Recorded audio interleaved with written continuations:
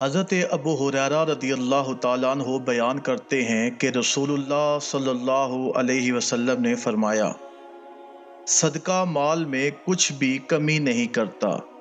بندے کے معاف کرنے سے اللہ تعالیٰ اس کی عزت ہی بڑھاتا ہے، اور جو شخص بھی اللہ تعالیٰ کی رضا کے لیے عاجزی اختیار کرتا ہے تو اللہ تعالیٰ اس کا درجہ ہی بلند فرماتا ہے۔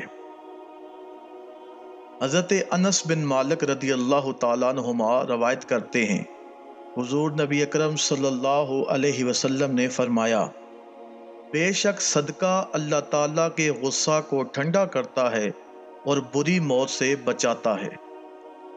حضرت عمر بن عوف رضی اللہ تعالیٰ عنہ سے روایت ہے، انہوں نے فرمایا کہ رسول اللہ صلی اللہ علیہ وسلم نے فرمایا، مسلمان کا صدقہ عمر میں اضافہ کرتا ہے، بری موت کو روکتا ہے، اور اللہ تعالیٰ اس کے ذریعے تکبر و فخر کو ختم کر دیتے ہیں۔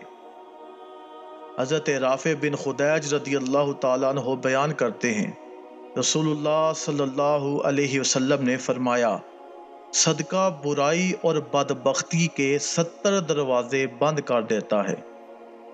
حضرت عقبہ رضی اللہ تعالیٰ عنہ سے مروی ہے، حضور نبی اکرم صلی اللہ علیہ وسلم نے فرمایا، صدقہ آل قبور سے گرمی کو ختم کرتا ہے، اور مومن قیامت کے دن اپنے صدقہ کے سائے تلے ہوگا۔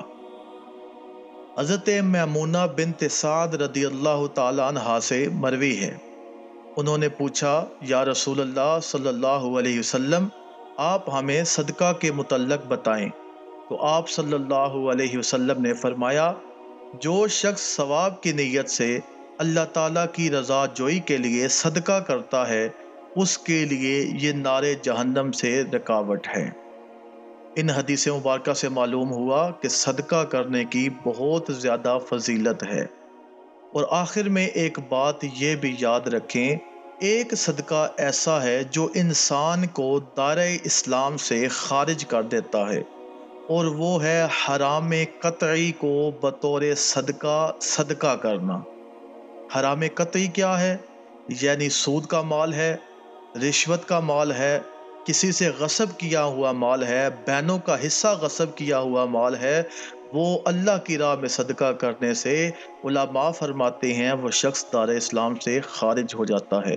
اللہ تعالیٰ سے دعا ہے اللہ تعالیٰ ہمیں حلال مال حاصل کرنے کی توفیق عطا فرمائے۔